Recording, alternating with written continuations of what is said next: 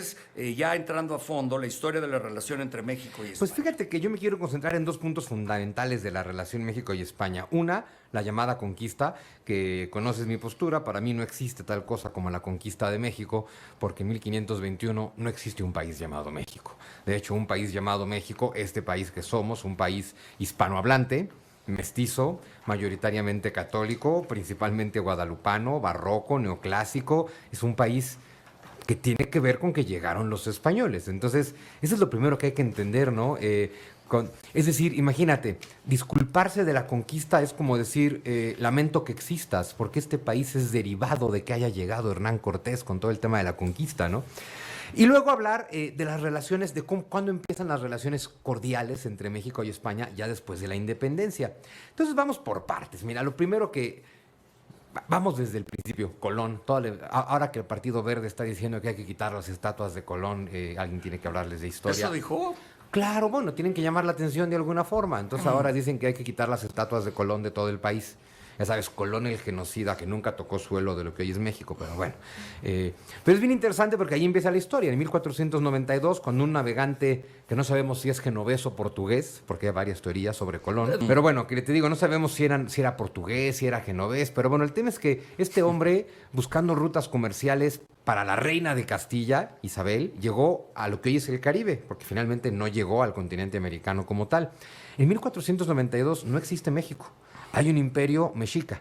Eso es lo que hay en Mesoamérica, el imperio mexica, donde millones de indígenas no mexicas, porque hay muchas etnias, muchos pueblos, muchas naciones indígenas en Mesoamérica, que son oprimidos por los mexicas, porque finalmente esto de los sacrificios de sangre, el canibalismo ritual y las guerras floridas, no quiere decir, o sea, no vayamos a pensar que todo el mundo se entregaba amistosamente a los aztecas, claro, sacrifícame, hagamos guerra. No, no era así. No se llevaban muy bien. Entonces, no hay México, hay un imperio mexica. Y ese imperio mexica tiene sometidos a millones de indígenas que viven en Mesoamérica. Y en esa misma época tampoco existe España. Todavía no se consolida España como tal. Existe el reino de Castilla, el reino de Aragón, el reino de Navarra, y son coronas separadas. Entonces, no existe México y España está en proceso de formación. Entonces, siempre digo que es muy difícil cómo nos cuentan la historia, ¿no? España conquistó México, es decir, un país que no existe conquistó a un país que no existe. Entonces ya desde ahí tenemos un problema en cómo nos cuentan la historia. 1504 es un año muy interesante porque es el año en que Hernán Cortés, un castellano, un extremeño castellano de 19 años, deja Castilla para instalarse en Haití. Cuando Hernán Cortés deja Castilla a los 19 años, el futuro rey Carlos I y Carlos V tiene 4 años. Es decir, Cortés y Carlos V pues no se conocen, ¿no? Y para cuando Hernán Cortés está dejando Castilla para la aventura americana, que estará primero en Haití, luego en Cuba y finalmente llegará a lo que hoy es México, Moctezuma lleva 2 años en el poder. Moctezuma, el más cruel y sanguinario de los tlatoanis mexicas, lleva 2 años en el poder. Cortés estuvo en Haití de 1504 a 1514, luego estuvo en Cuba. Cabe señalar que Cortés era un hombre letrado, que sabía leer y escribir, que ya en su momento es bastante, que hablaba castellano, que hablaba latín, que era bachiller en leyes, que era un experto en latinismos. Es decir, no es el hombre salvaje y barbaján que nos vende la historia de México. Cuando uno habla con los verdaderos expertos, como Christian Duverger, el gran experto de Hernán Cortés, te queda claro que era un hombre bastante ilustrado, ¿no?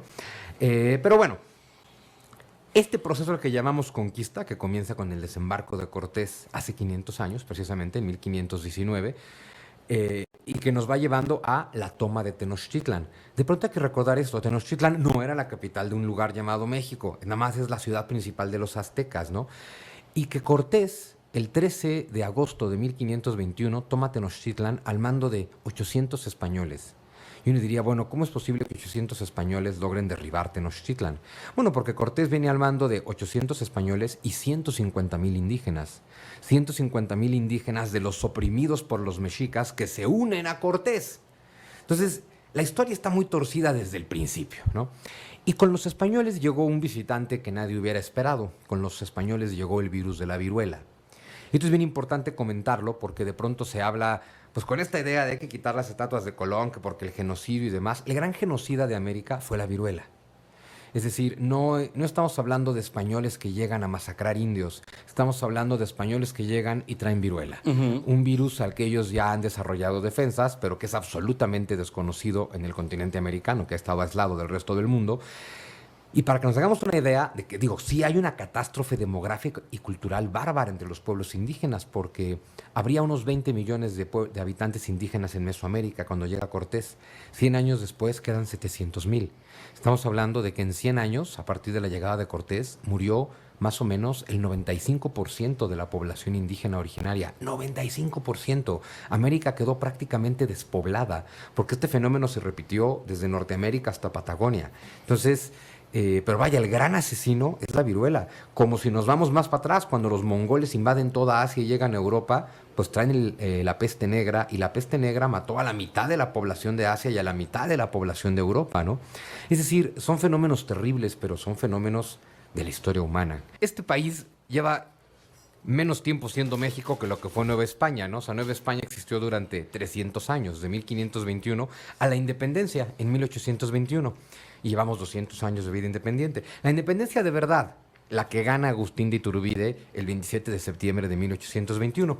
Y ahí empieza, justo ahora sí, una relación México-España.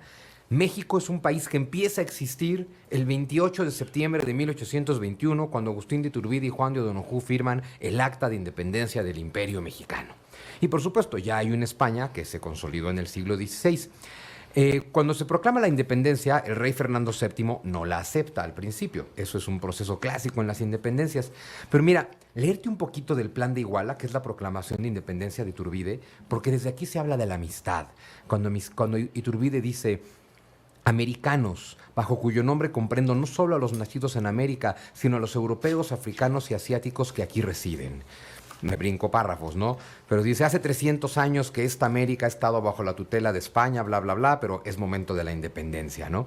Y habla, los horrores del pasado, se refiere a la guerra de Hidalgo y de Morelos, que fue tremenda, dice, nos han llevado a la conclusión de que la unión general entre europeos y americanos es la única base sólida para poder ser felices. Y fíjate qué bonito termina el Plan de Iguala de Iturbide, dice, españoles europeos, vuestra patria es la América, porque aquí vivís y aquí tenéis a vuestras mujeres amadas y a vuestros hijos, vuestro comercio y vuestros bienes. Y luego dice, americanos, ¿quién de vosotros puede decir que no desciende de español? Ved la cadena dulcísima que nos une, añadid los lazos de amistad, la dependencia de intereses, la educación e idioma, y veréis que son tan poderosos que la felicidad común del reino es necesario que la hagamos todos unidos y en una sola voz.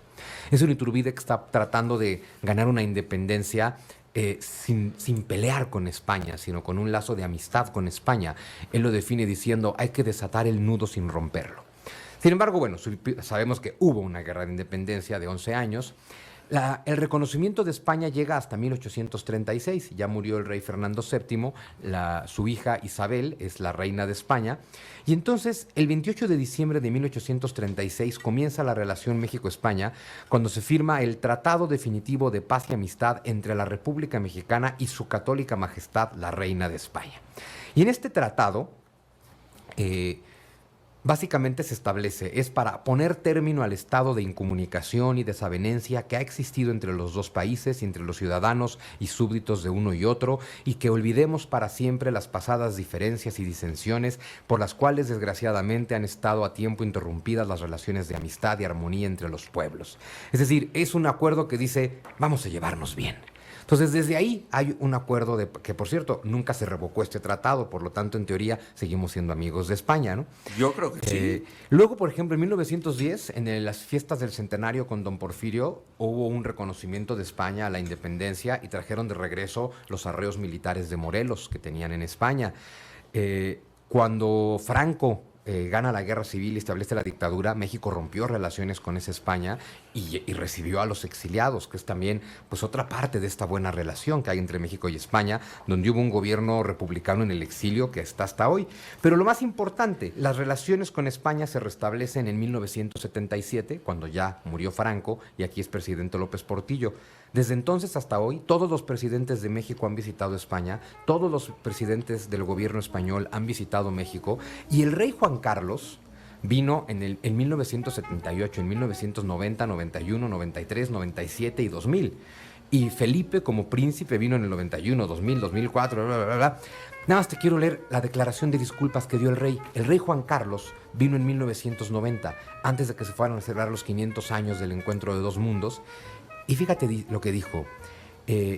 En Oaxaca, frente a líderes de comunidades indígenas, pidió disculpas por los abusos durante la conquista para que tengamos un ambiente de cordialidad al conmemorar el descubrimiento de América, con un claro sentido constructivo. Lamentó los abusos durante la conquista.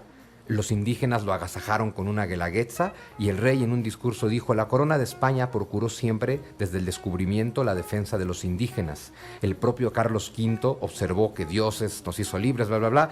Y al final, el último párrafo: difícilmente podremos entendernos si no somos capaces de ser tolerantes, abiertos y transigentes, si no somos capaces de ser generosos para dar y recibir. Mi España los contempla con esa actitud. Nuevamente favorable España. Torres, pelota que le va a quedar a Fábregas. Cés para Iniesta, tiene el gol, la Copa del Mundo. ¡Gol!